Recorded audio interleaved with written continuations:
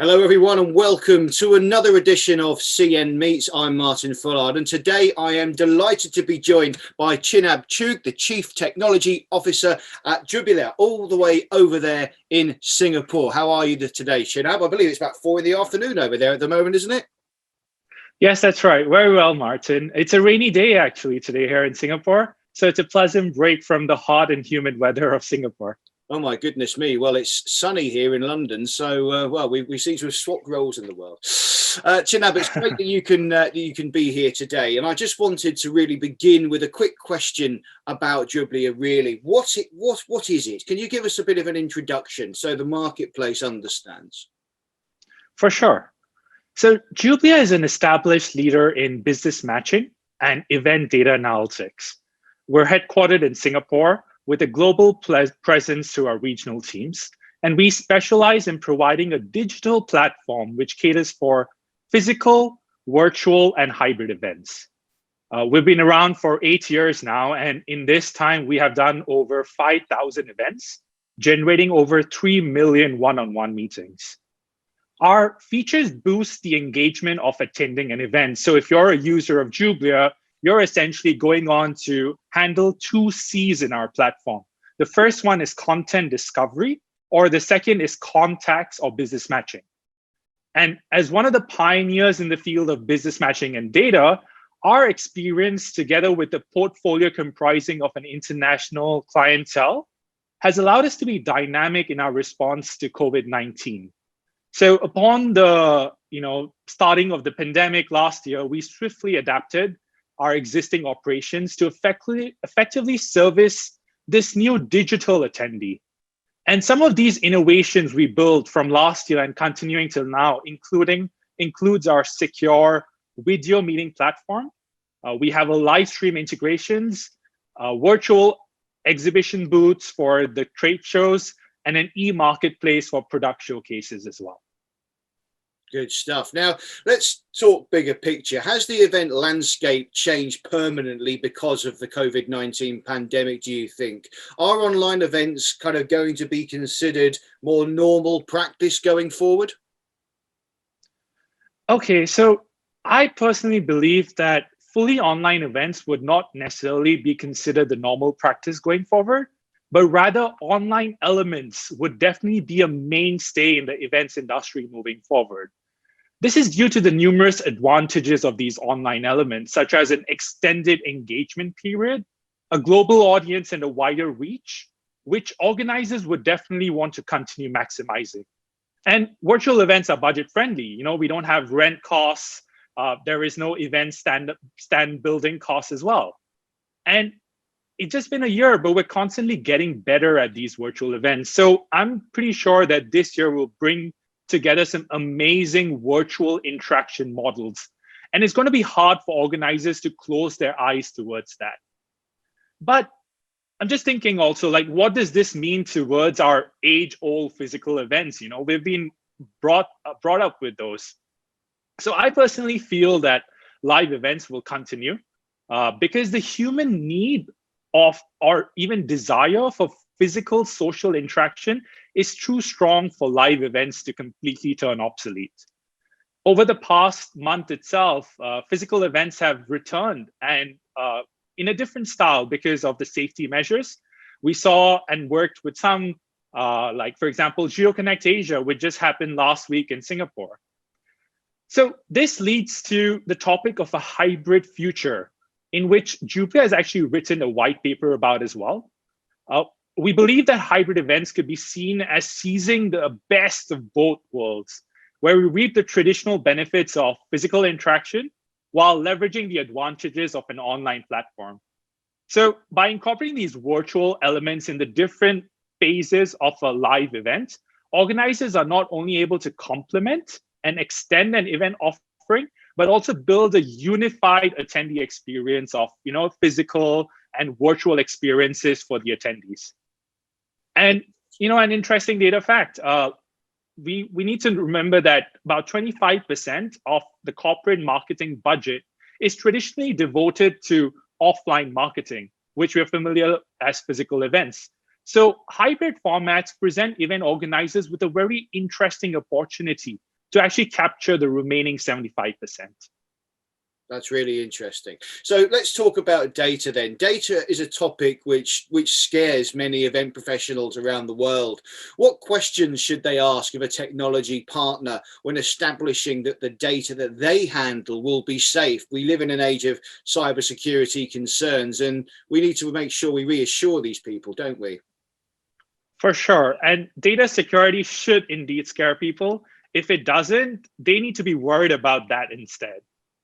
So this actually reminds me of something I read from a recent publication of Computer Weekly. I think it was in the Feb edition, that just as physical events have and may still be super spreaders of this virus, virtual events can easily turn into the super spreaders for hackers. And in terms of questions, event profs can ask your digital event platform providers questions regarding their security considerations on two things. Number one is infrastructure, and secondly is application. So let me address both of them, like what kind of questions we can ask. Let's start off with infrastructure. So on infrastructure, it's useful for you to know where the vendor servers and database is hosted. Is it on a cloud provider like AWS, Google Cloud? Are they making use of a virtual private cloud? And are there subnets which divide the public from the private servers? How do they achieve patch management, and how do they solve zero-day vulnerabilities would be important to know on the infrastructure as well. And on the network side of the infrastructure, it's important to know if they have a web application firewall, which protects applications from vulnerabilities happening on the network layer.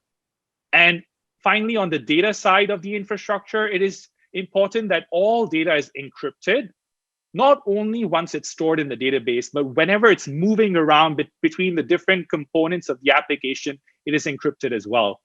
And of course, we all know SSL is a must. If your vendor is having a non-HTTPS URL, you may want to reconsider that. And the best way to test, all these infrastructure parts would be by asking them about a penetration test report. So my personal suggestion is to go for a white box or a gray box pen test, because that gives you clarity on their system. And on the second part, which is the application side of security, it is important for event profs to ask questions about the vendor web frameworks and the code application they're using. What are the security considerations for preventing SQL injections, XSS attacks, CSRF, and other vulnerabilities? Is there a data erasure policy in place? And some of these questions I'm sure are very technical for this interview, but I'm just leaving the bits and pieces. If the organization does not have someone who could ponder through these technical questions, then it's always good to just ask for a vulnerability assessment and ensure that in that assessment there are no medium or high vulnerabilities. And just one last thing, which I would like to leave you here with, Martin, is that security and privacy go hand in hand. On the privacy side of things, and this is generally region specific, but we're seeing it to become more generalized as virtual events are attracting a more global audience. So organizations need to be aware of how these virtual event platforms are handling things like being compliant with GDPR and regional privacy laws. Like in Singapore, we have PDPA. There is the US Privacy Shield, and there are other strict laws in different regions we operate, like Brazil and China, just to name a few. Yeah, absolutely. It's certainly something that's been on the agenda for a couple of years now, for sure. Now, let's talk about the practicalities. Can modern platforms handle large numbers of delegates? In 2020 and into 2021, we've obviously been forced into online, and a lot of brands and organisers have maybe approached it with a little bit of caution. What's required different to cater for an event of, say, 100,000 delegates as opposed to something like smaller, like 1,000? Okay. So if someone answers that question by telling you they're on AWS, which is a very favorite answer, please don't take that as, a verdict, because that's the equivalent of someone telling you that I can run an ultra marathon because I have the right pair of shoes. And the reason I say that is because AWS offers tools such as load balancers and auto-scaling groups, but your application needs to be able to support them. These are essential to make your application elastic and robust to handling high volume of traffic, generating from both users as well as one-on-one meetings. And when catering for a difference in that magnitude of 100 times, 1,000, or even more, you also need to load test all your systems as well as the associated APIs. And you need to consider peak loading scenarios, such as the moment after your keynote, when everyone has to go answer that survey. Would that survey be able to support 100,000 people clicking on it at the same time? And there should, after you go through this load test, there should be no single point of failure. So vendors should be able to, cater for disaster recovery processes, such as surviving a data center outage. And ideally, systems should be able to build measures in place to monitor the system health. And this is through dashboards which measure CPU, memory, response time, and HTTP status codes. And other than just load, you also need to consider that there is an increased attendance when it comes for virtual and these online events. And that attendance breaks down geographical barriers, welcoming audiences from all over the world. However, serving an international audience has given the rise to a challenge called localization. And this challenge goes beyond just translation of the text on your platform. For example, China has limited access to AV technology, which comes from outside because they're very protective about things like the Great Firewall. We maneuvered around this by building our own tool, which is well suited for the Great Firewall, and we have a CDN, or a content distribution network, which serves users from China and also globally. The CDNs cache your content at the network edge, which is geographically close to where your users actually are, to avoid long load times or data latency issues. And this is very important because the experience of attending an event is the same as sitting on your laptop. If you're facing issues, the event experience goes lesser. The ROI of you attending the event, the customer satisfaction would all be affected. So we need to ensure that this is taken seriously moving forward. Absolutely right. And sort of on that note then, do you believe virtual events will or may negate the need for large-scale international travel going forward? I personally feel that it's a matter of time till physical events come back strongly. People may not want to travel for it right now because there's no ability to do so. They may travel for it in 1 to 2 years' time, and they will travel for it in 3 to 5 years' time.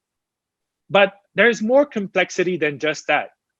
If event organizers are able to deliver a seamless and a full-fledged experience to their audience without the need for traditional face-to-face interactions, I'm sure the need for large-scale international travel would decline. This is actually also seen through tech giants using work-from-home models as the norm, even though some cities have started opening up for work. But to do this well, we should not force the online component to fit the old way of working. And we're already seeing that event organizers are trying to do so through things like replicating the 3D look and the feel of the event, which is not the most effective way for users to access this data on their laptops. It is not mobile friendly and may not even be a necessity when physical events return back. So we need to realize that technology lets us do the work differently and indeed change the way the work itself is. So we should stop fitting a square peg in a round hole.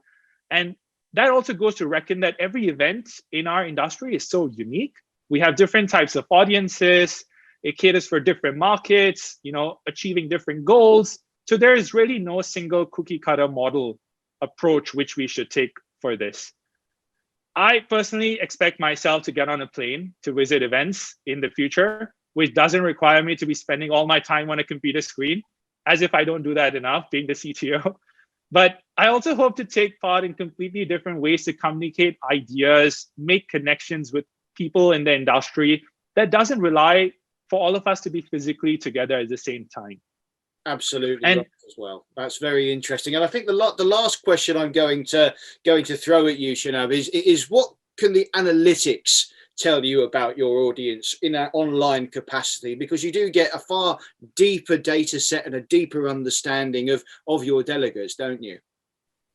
for sure. And I could talk about this for hours, especially because when we started Jublia, we had a huge focus on data analytics.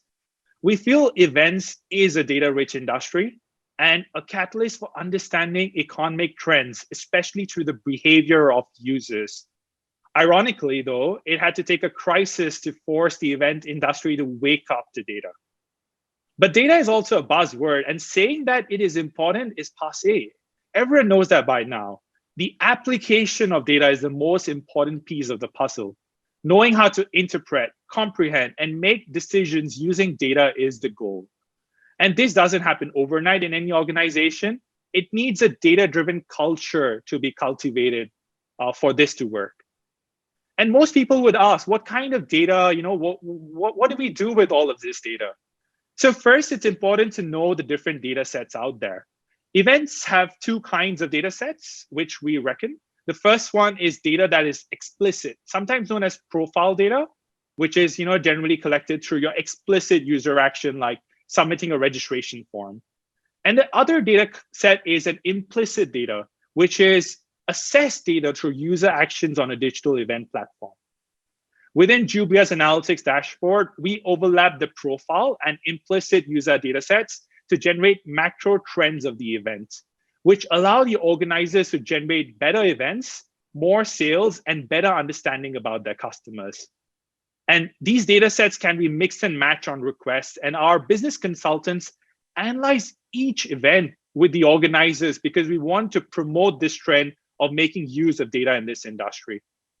And with all this said, and my experience as a chief technology officer, I hope in the near future, analytics and data is not an afterthought in our industry.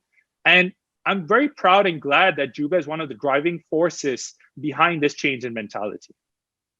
Thank you, Chinab. Thank you for stopping by. That was genuinely insightful. Lastly, everyone, I'd like to say that if you want to learn more about Jublia, the website link will be in the description of this video. Chinab, thank you very much.